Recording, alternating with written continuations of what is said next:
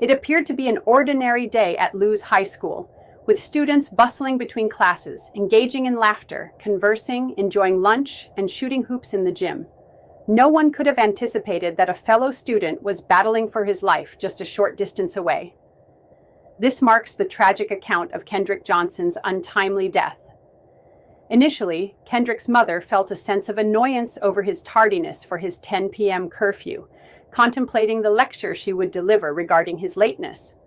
However, after an additional 30 minutes had passed, her concern grew, prompting her to call around in search of her son. He was not at any friends' homes, nor had anyone seen him at the basketball game following school. She proceeded to the school to inspect the parking lot, where she encountered a janitor who informed her that the premises had been vacant for several hours. By this time, it was 12:30 a.m., and Johnson contacted the police.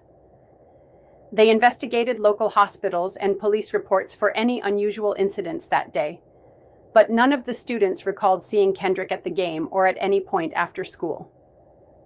As the night wore on, Jacqueline Johnson was plagued with worry, contemplating the various possibilities regarding her son's whereabouts. The following morning, school records were reviewed to ascertain when Kendrick had left for the day.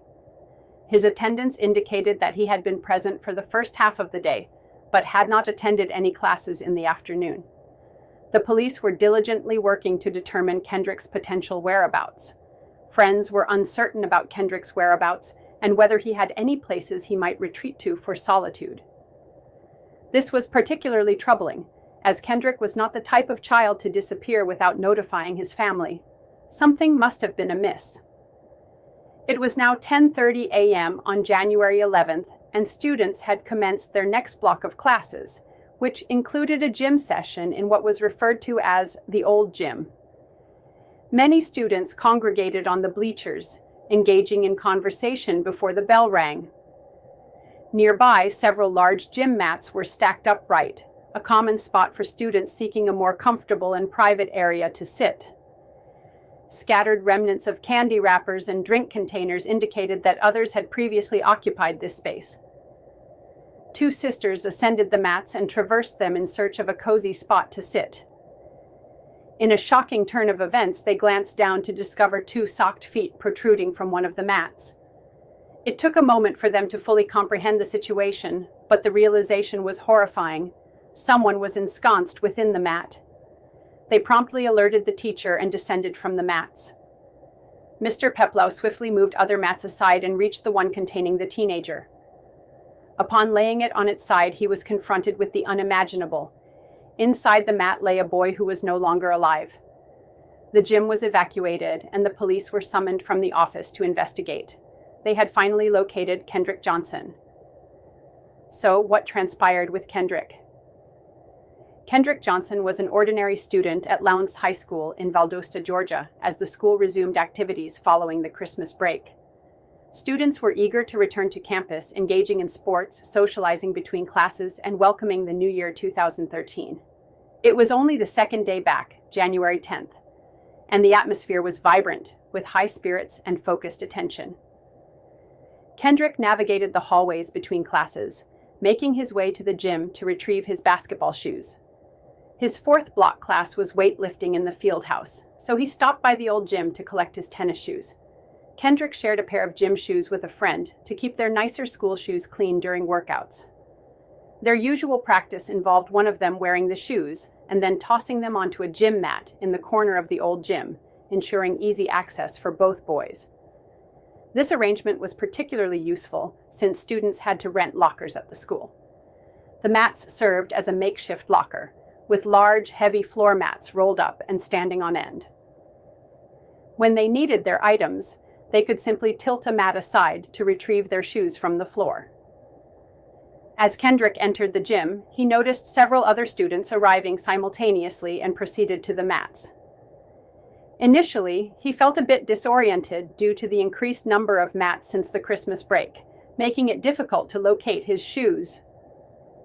He climbed atop the mats for a better view, and after a moment of searching, spotted his shoes nestled within a mat against the wall.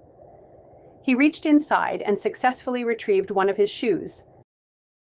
The situation unfolded when it was discovered atop the mats alongside his yellow folder, with the other shoe seemingly lodged deeper within the hole.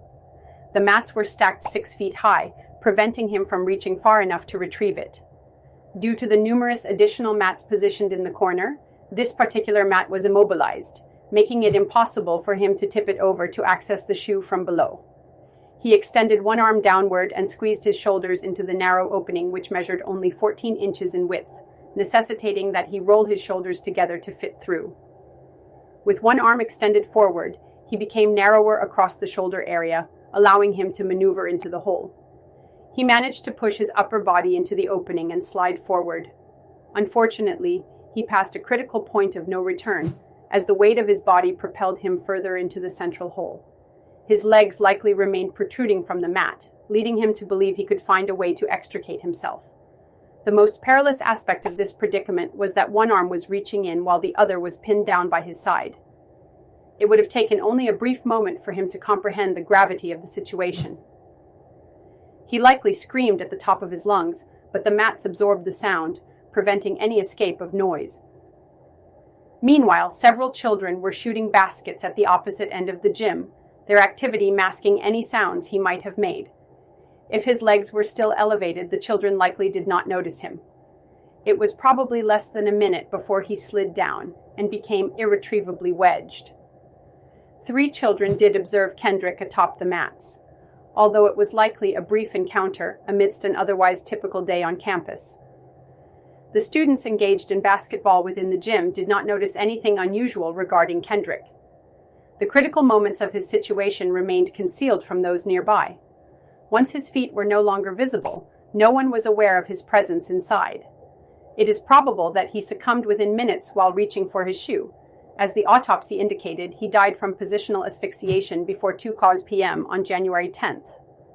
The school's extensive video surveillance system recorded his entry into the gym at 1:28 p.m., creating a narrow time frame in which this tragic event must have occurred.